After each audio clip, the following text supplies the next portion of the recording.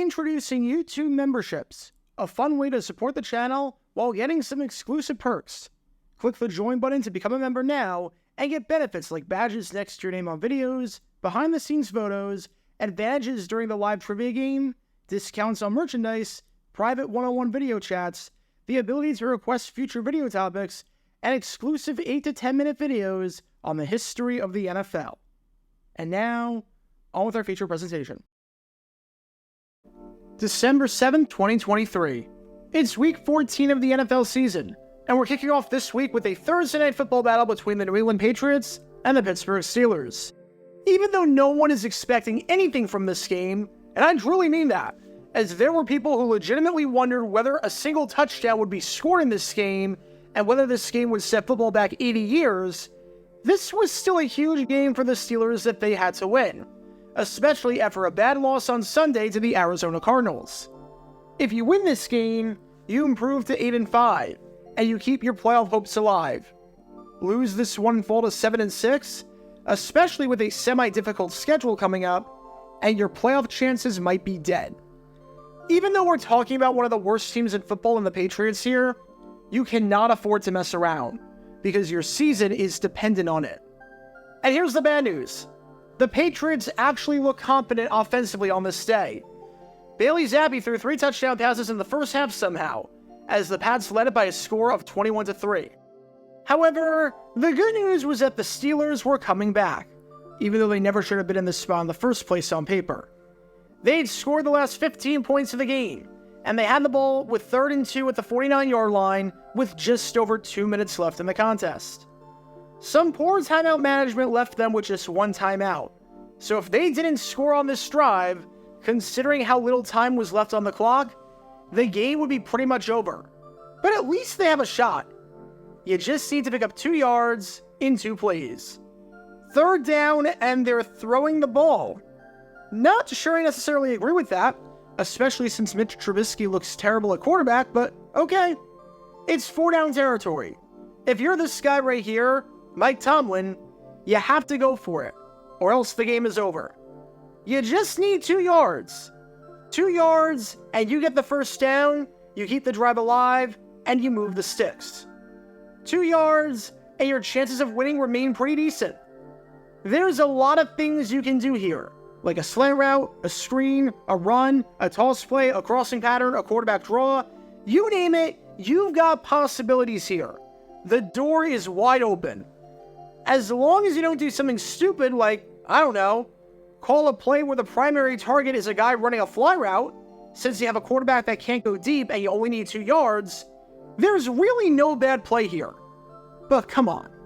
It's not like the Steelers are dumb enough to try that, right? Need 2, going deep, going for it all, and incomplete. I don't understand that call. No, neither do I. I mean, that was bizarro. Welcome to Dumb Decisions.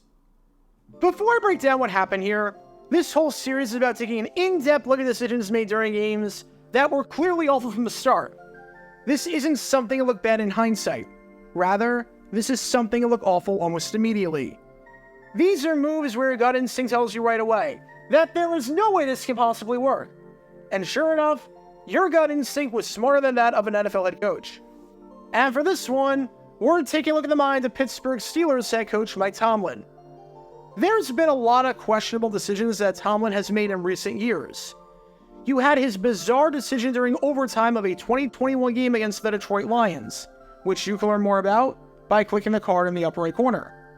Last year, I did a whole video about his terrible coaching during a loss against the Cleveland Browns, which you can learn more about by clicking the card in the upper right corner. And now, you have whatever the heck this was. Can't even use Matt Canada as a scapegoat for this one. This was one of the worst 4th down play calls of the entire season, especially considering the build-up to that play and everything that led up to it. Nothing about this entire sequence made any sense, and it may have just cost Pittsburgh their season, barring a minor miracle. So with that being said, let's take a look at why calling a deep pass on 4th and 2 with the game on the line is a really bad idea. And there's a few things I want to look at here, because there are a billion different angles you can take. Number 1, it wasn't 4th and 2. It was 3rd and 2. You had 2 chances to get 2 yards. 1 chance to get 2 yards, and this play doesn't look as bad. But 2 chances? Why didn't you run the ball at least once? Why not run it on 3rd down?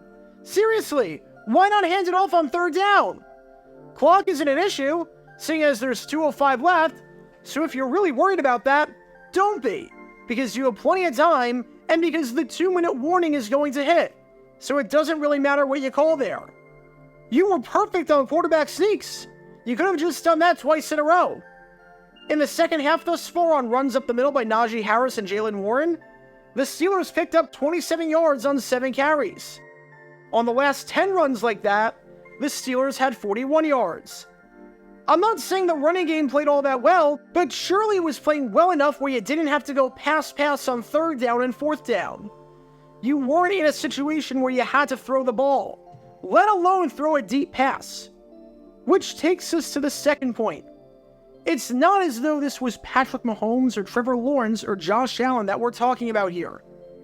It's Mitch Trubisky. It's Mitch freaking Trubisky. As in, the backup quarterback who was playing like garbage. You're really going to trust him to throw a bomb instead of doing anything else? Needing 2 yards, you're going to have him throw the ball twice, with the final play and essentially the ball game being this deep shot? How does that make any sense? The man can't throw down the field. That's like his biggest weakness. Granted, he has many weaknesses, but that's one of them. This was Trubisky's passing chart throughout the game. Look at how bad it is on throws more than 6 yards down the field. On these throws, entering the 4th down play, he was 1 for 8. The 2 green dots came on the final drive with the Patriots in prevent, so obviously that had not happened yet. On passes 7+ yards down the field, Trubisky completed 12% of them. Based on history, this wasn't a coin flip chance of working. This was, I need the coin to land on heads 3 times in a row in terms of the chance that this had it working. On the season, before that play, Trubisky was 8 for 25 on the season on throws more than 7 yards down the field. So it's not like this was an anomaly or a one-time thing. Mitch Trubisky might legitimately be the worst deep ball passer in football right now. He is that bad. So let me get this straight. You could have tried a short pass. You could have tried running the ball on 3rd down and then 4th down. You could have tried quite literally anything else.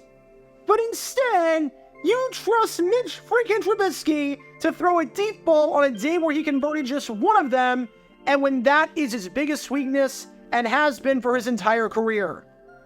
It's like the Steelers modeled their game plan in this spot after a fish thinking he can climb a tree. Is there any other field where you can look at something, say it has a 12% chance at working based on how everything has gone so far, and say, you know what? That's a good idea. Let's try it. It just doesn't add up. Nothing about this play adds up. But enough about me ranting. Because now, we have to hear what Mike Tomlin said about why he decided to draw this play up. Because after the game, naturally, the big question was what the heck that 4th down call was. And Tomlin's explanation made no sense, and that's putting it lightly. In fact, it might be one of the dumbest explanations given by any coach this season. It's not as dumb as the Josh McDaniels decision, where he kicked the field goal down by 8 and said we needed 2 scores, which you don't, but it is pretty dumb. Because as Tomlin said, we were down there. We played a win. We wanted to be aggressive. So let me see if I have this right. You called this play because you thought that if you got it, you would win the game? How does that make any sense? First off, your best chance of winning the game is to pick up 2 yards by trying to pick up 2 yards, not 20. It's like in basketball if you're down by 1. Your best chance to win is to get a layup, not a 40-foot heave. Number 2, no one's denying that you shouldn't have gone for it there. That was the right call. It's the play call itself that made no sense, because number 3, let's say this play works. Let's say Mitch Trubisky somehow looks like an NFL quarterback for once in his life, and the pass is completed. guess what? You still don't win the game. You still have to drive another 30 some odd yards to have a chance at winning it right then and there. It's not as though you tried for a touchdown. At least that explanation will make some sort of sense.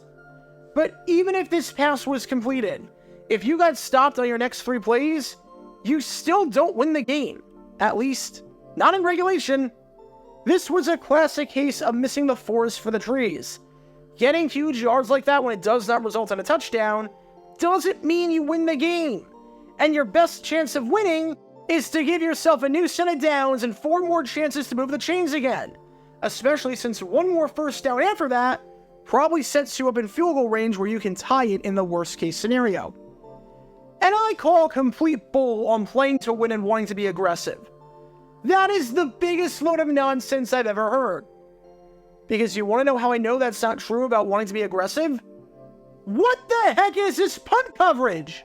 Seriously, your only chance at winning the game after forcing a stop was to block this punt. You have to send the house. You have to make an attempt to block it. If you can't block it, this game is pretty much over. You have to go for it here. But nope. The play call there was to just not rush the punter. You sent 6. You sent the furthest thing from the house imaginable. 4 of the guys are playing and watching for the fake, as if the Patriots would fake a punt on 4th and inches for some reason, knowing that they would sacrifice a ton of field position if it failed.